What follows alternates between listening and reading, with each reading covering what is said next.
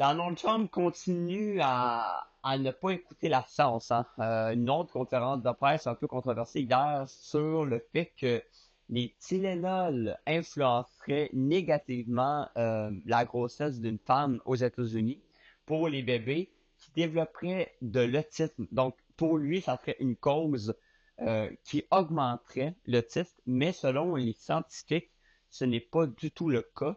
La raison pourquoi les taux augmentent, c'est qu'évidemment, il y a beaucoup plus de diagnostics aujourd'hui qu'avant, parce que, bon, on est beaucoup plus bon aujourd'hui pour faire des diagnostics, pour faire des évaluations. Mais M. Trump, lui, qui décommande, ne recommande plus, oui, c'est de prendre ça quand on est enceinte, mais ça va à l'encontre de toutes les études qui sont déjà existantes à ce sujet-là. Qu'est-ce que j'en pense? Écoute, c'est une conférence de presse, selon moi, qui n'a pas une grande utilité. On sait que M. Trump, ça y arrive souvent de faire des études sans gros fondement.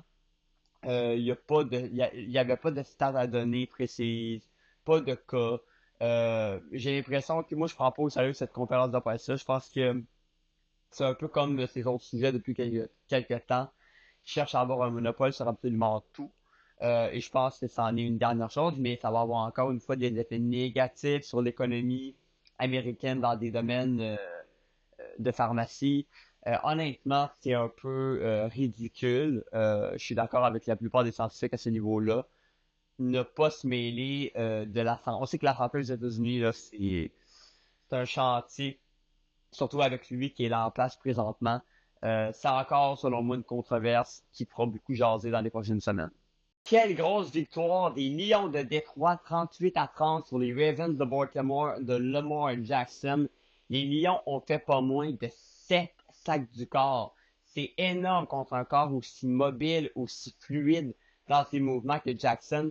David Henry a fait encore une fois un échappé pour un troisième match consécutif et les Lions ont marché sur les Ravens avec plus de 200 verges au sol. Les Lions, c'est une des équipes que j'aime le plus. C'est l'équipe que j'ai choisie au début de l'année pour gagner le Super Bowl, malgré la perte de leurs deux coordinateurs offensifs et défensifs qui sont allés devenir entraîneurs ailleurs. Les Lions sont bons au sol, un corps efficace, un entraîneur qui est un leader et montrent qu'ils sont encore une fois cette année une défensive efficace, autant dans les plaqués, mais autant aussi quand c'est le temps. Et pour les gens qui me diraient, oui, mais Ben, ils ont quand même accordé 30 points. Moi, les défensives en 2025, je les juge pas seulement sur le nombre de points accordés, c'est dans les moments critiques. Est-ce que tu es capable de pas donner de points à l'adversaire quand c'est le temps? Dans les moments importants, est-ce que tu es capable d'amener de la pression? Les Lions l'ont fait avec leurs coordinateurs défensifs et leurs joueurs qui sont en place, dont Aiden Hutchinson. Les Lions, c'est de bon augure, ils affronteront les Browns la semaine prochaine. Pour les Ravens, ils seront au Arrowhead Stadium contre les Chiefs. Deux équipes qui ont des remises en question, là. Les deux équipes sont en 1 et 2. Et Chiefs et les Ravens, ça va être déjà un match critique pour la suite des choses dans l'américaine.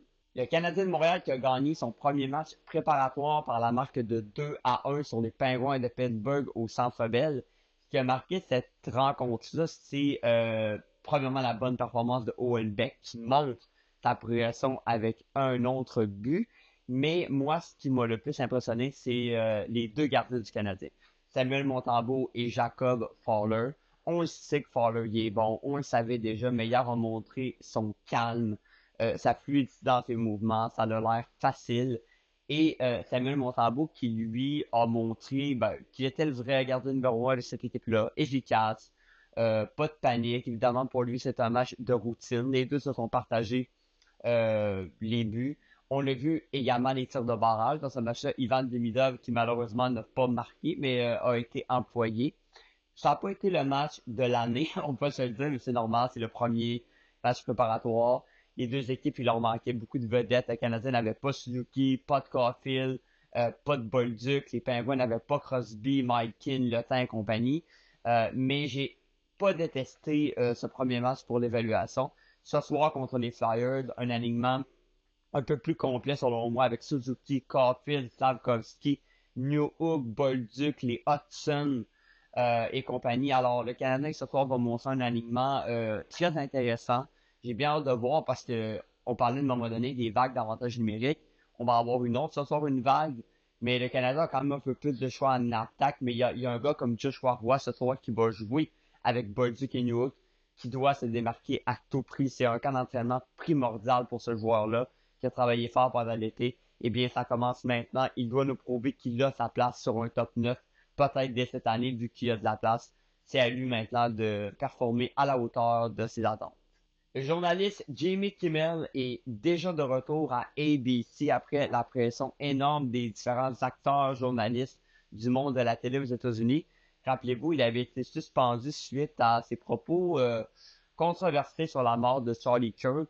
Il avait exprimé que les gens s'en servaient pour accroître le mouvement MAGA et il avait été suspendu indéfiniment, mais là, il est revenu. Ce que je pense, c'est qu'il y a tellement eu de pression du monde extérieur aux États-Unis, de la télé, mais également des gens quand même. Il y a beaucoup de gens dans la population qui disent que c'était mauvais pour la liberté d'expression, qui serait menacé. Moi, j'ai l'impression que ça va continuer à faire beaucoup jaser. On va en parler encore, encore et encore.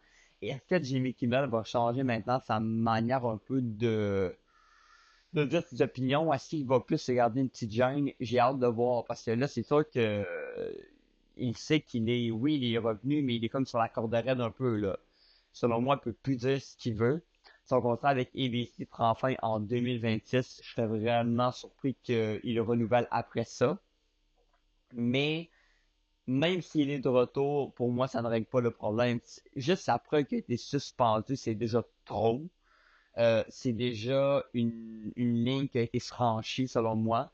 Et les acteurs de la télé font très bien aux États-Unis de se révolter parce qu'on ne peut pas accepter ça. On ne peut pas dire que c'est acceptable dans un pays démocratique de suspendre quelqu'un pour une opinion. Je veux dire, s'il avait fait un propos vraiment méchant et odieux, oui. Mais son propos n'était pas méchant, c'était peut-être un fait. C'était peut-être la vraie réalité. Alors, tu peux pas suspendre quelqu'un pour ça, là. Mais aux États-Unis, présentement, c'est compliqué. On sait que lui qui gère le monde de la télé aux États-Unis, c'est un proche de Trump. Donc, ça joue en ligne de compte. Mais pour Jimmy Kimmel, j'ai bien hâte de voir son retour dès ce soir. Est-ce qu'il va changer son approche de communication? Ça sera à voir. Parce que là, c'est sûr qu'après les événements, il sait très bien qu'il a plus autant de liberté qu'auparavant. La police de Longueuil qui enquête présentement sur la mort d'un adolescent de 15 ans dimanche. C'est une histoire qu'on parle beaucoup présentement parce que, rappelez-vous, les policiers ont été appelés pour une histoire que, bon, des jeunes se promenaient cagoulés et qu'ils représenteraient une menace. Et à leur arrivée, il y a comme un blackout. On ne sait pas la suite des événements et un jeune a été atteint par balle une ou deux fois et est mort. On a essayé de le réanimer, mais ça n'a pas marché. C'est une situation vraiment plate. On n'aime jamais voir ça. Les policiers on s'entend, font un travail extraordinaire. Je dirais jamais le contraire. Parce que, surtout dans le coin de Montréal, c'est compliqué. Il y a beaucoup d'événements qui arrivent. Et en même temps, il faut mettre en perspective que t'as pas toutes les informations. Tu arrives dans un milieu où tu reçois une information, des jeunes cagoulés, peut-être armés. C'est sûr que tu es plus sur la défensive. Mais là, ce qui fait mal aux policiers, c'est que l'enquête révèle que le jeune n'était pas armé. On a retrouvé un bat de baseball et des cagoules, bon, sur les lieux. Mais le fait qu'il n'était pas armé, c'est sûr que ça paraît pas très bien. A tiré deux fois en plus. Moi, j'ai l'impression que cette enquête-là, est-ce que c'est une erreur de jugement? Est-ce qu'il a été trouvé sur la gâchette? En plus, on apprend que c'est pas la première fois qu'il aurait intervenu avec ce jeune-là. C'est sûr que les preuves sont pas en faveur du policier présentement. Mais par contre, bon, on va attendre des preuves avant de tirer des conclusions hâtives, comme on dit. Mais je viens de rappeler que c'est ça. Les policiers n'ont pas toute l'information quand ils arrivent sur les lieux souvent. Puis avec tout ce qui se passe présentement, ben oui, ça se peut que le sentiment d'urgence, ou pas de peur, mais un peu on sait jamais comment on va réagir sur le terrain. Oui, ils ont les cours, ils ont les formations, mais la réalité de la chose, c'est qu'ils sont dans les vrais événements. Alors, malheureusement, l'erreur est humaine, mais si ça a coûté la vie à quelqu'un. C'est ce qui est très dommage qu'un adolescent qui, selon ses amis, était un bon gars, se tenait peut-être avec des mauvaises personnes, mais était une bonne personne dans le fond de lui. Non, c'est très plate pour la police de Montréal, puis ça donne pas une bonne réputation à